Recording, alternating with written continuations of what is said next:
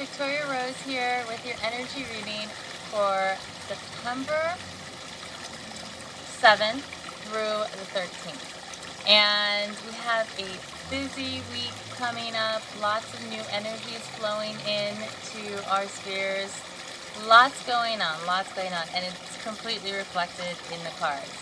So first of all, I just want to wish you guys a wonderful week. It's been a busy week for me. I'm going to be going out of town this weekend to Sedona again, so I'm super excited about that. And I'll be sending you guys all that delicious healing red rock energy your way. And yeah, if you ever have a chance to visit Sedona, you have to go and visit. And I'm going to move up a little bit more to make sure you can hear me, because I know I have a beautiful fountain going in the background. So the first card for the beginning of the week is Seven of Air. Plans that need revision. More going on that meets the eye. And the one thing about this card is it's an air card. So there is a lot going on right here. Lots of energies flowing, lots of communication, lots of ideas and creativity. But also there could be lots of confusion and conflict. So at the beginning of the week, you want to make sure you're focused, you're clear, you take in that space to align yourself inside of your own bubble, your own atmosphere. Super important, because otherwise you can get mixed up in a lot of different energies. Let me see if I could show you that card a little bit closer. And you just want to make sure you stay focused in your own mind, your own where you're going. And align yourself with your heart. Always checking back in within your heart center. The middle of the week is the Page of Water. Intuitive, sensitive, artistic, and friendly. A new person enters your life. A relationship begins a new phase. Heightened psychic abilities. This is a beautiful card. It's a very youthful, sensitive, kind of free-flowing energy. And it could be a person that comes into your life. It could be a new romantic interest, male or female.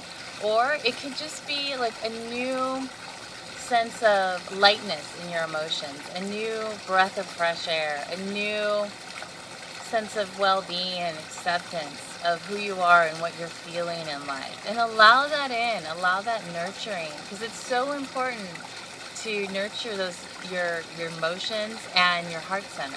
More so your heart center. Your emotions, there's always an ebb and flow. So it's your heart center. And allowing that fresh new energy. And just keeping your eyes open and you're self-aware of maybe who's coming into your life. Don't stay, I've seen my angels say, don't stay so much in a box. Allow yourself to kind of breathe, and if you see a new opportunity that you feel guided to act upon it, but always checking in with your center first. The last card of the week is Two of Earth. A lot going on, and need to make a decision. Consider a more playful approach. And I know for me, my weekends will be busy no matter what, because we're doing an event in Sedona, but it's about holding that space for yourself no matter what's going on, and acting from your center alignment. So whatever you need to do, take 10 minutes in the morning, clear your circle, clear your space, call in your guides, call in your archangels, and ask for their assistance throughout the day in making decisions, in interacting with others. Some of you know the violet flame. And it's the flame of transmutation and transformation given by Saint Germain. I love to use the violet flame in my own life, and I invite you to read about it and use it in your life as well. It helps transform energies in our life that are of lower density, and it lifts them and allows us to act more in higher frequencies of life, in our highest potential. And it kind of clears away the crap. It clears away things that are of old patterns, of old lifetimes, of things that just don't serve us. And it doesn't just clear them, it transforms them into the universal life substance which we're all made of.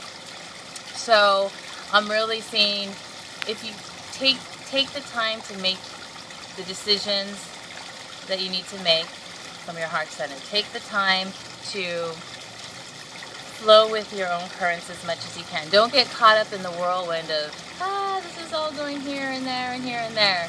Take time to focus, because it's going to be a super busy week in the outer world. And I picked 2 other cards because I just felt the need to.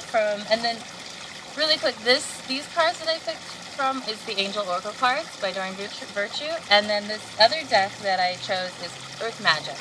And we got Whale, Breach, and Full Moon, Completion.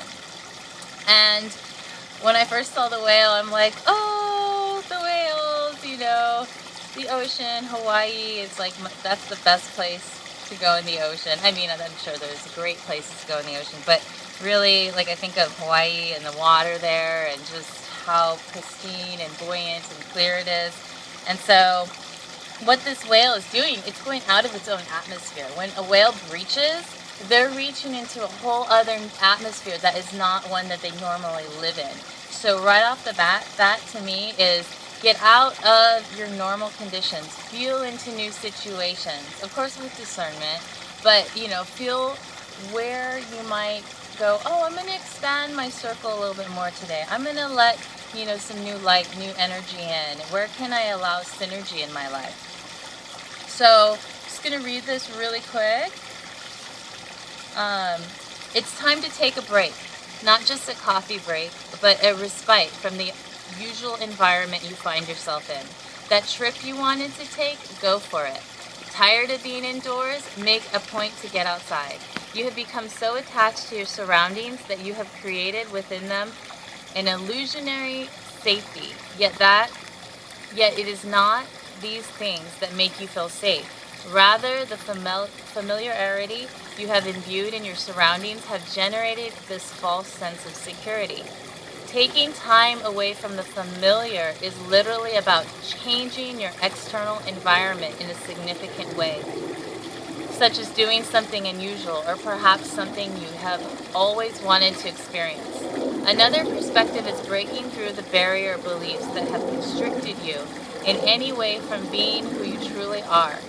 This is your opportunity to do some intentional breaching of these thought patterns, which will open you to different worlds and perspectives.